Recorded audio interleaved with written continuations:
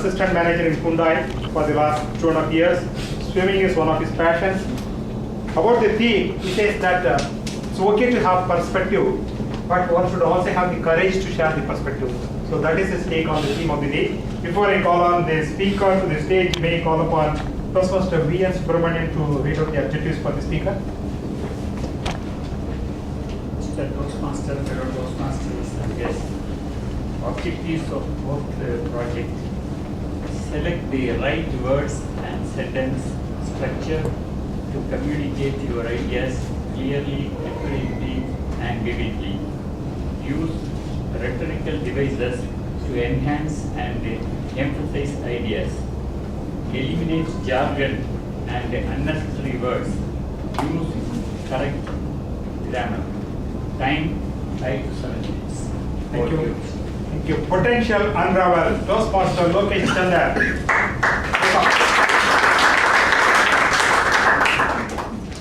A story from a book named Echoes of Diamond, written by a man named Russell Conwell. This book was written 130 years ago and it was so popular because of this story, and it earned $7 million. And as a result, the author built Temple University in Philadelphia, Pennsylvania. Good afternoon, Toastmaster of the day and fellow guests, fellow Toastmasters and guests. This true story is about a farmer who worked tirelessly hours and hours together in a farmland. He owned an ox, he owned a plow and a small hut where his family lived, and they barely lived years after years after years. One day, a traveler came by and told this old farmer about what was happening in India.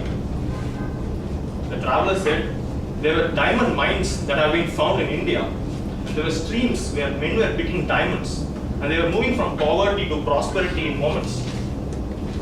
This news intrigued the old farmer so much that he sold all his property, the land, the plow, the ox that he had, and he left his family behind and went to India seeking for his fortunes. He then went to South Africa. He went all over the world wherever he heard there is a diamond rush. But he failed. He dove deep into depression and disgust because of his failure.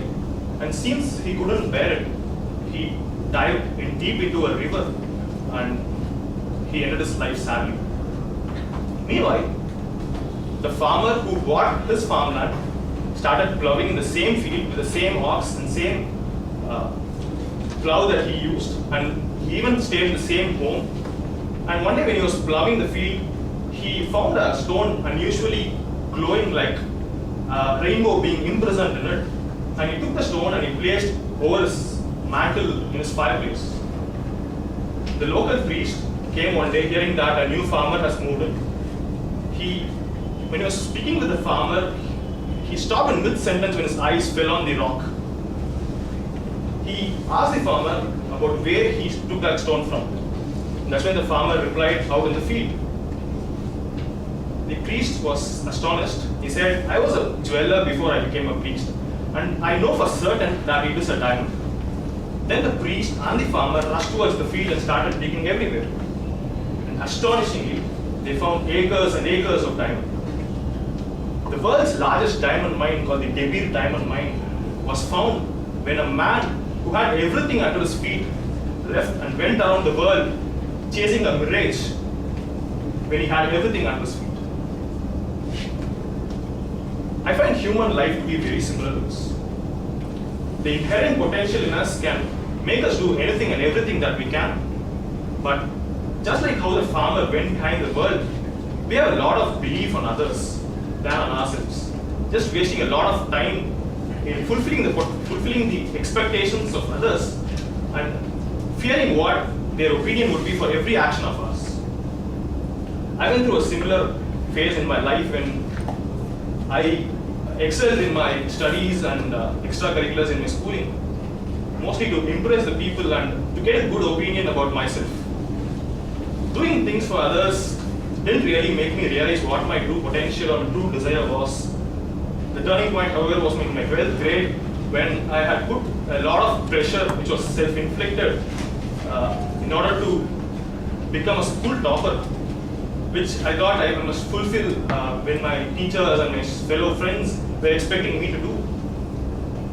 Unfortunately, I was in sick bed just weeks before my exam, and I couldn't make it to the toppers list. And I thought I had put my whole school down, my teachers, my friends, everyone down, and I was very much depressed. But that's when I noticed that people who had expected me to do well didn't really care about it much. They seemed to be moved on. The whole world seemed to be very busy in their own lives now. That's when I realized I had to change. It's my own life, and I alone am the author. It's foolish to hand over the rudder of your life to someone else and expecting them to decide your direction. I said to myself, just keep moving forward and don't give a damn about what others think, and do what you want to do in your life. I had this poster in my wall of my room. Wolves don't sleep over the opinion of sheep, and it constantly reminds me of this.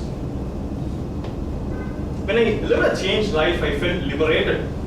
The whole life was refreshing, and I thought the whole world looked different to me.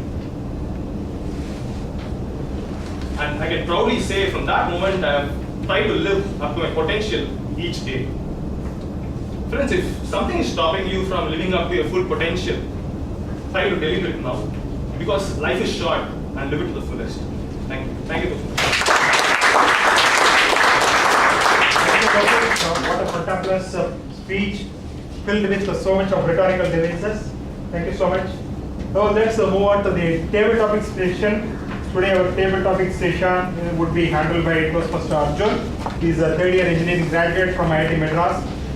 He has a common passion with me, so that is the passion in food. Right? Regarding the theme of the day, what he says is not having a perspective. It means that you are indifferent. For example, when you ask the interview candidates, what do you think about recent flood? Nothing, sir. What do you think about the famine? Nothing. So people sometimes they don't have passion because they are indifferent towards the fellow passengers, the fellow people, or the colleagues or something like that. Please put your hands to welcome first Mr. Miswar.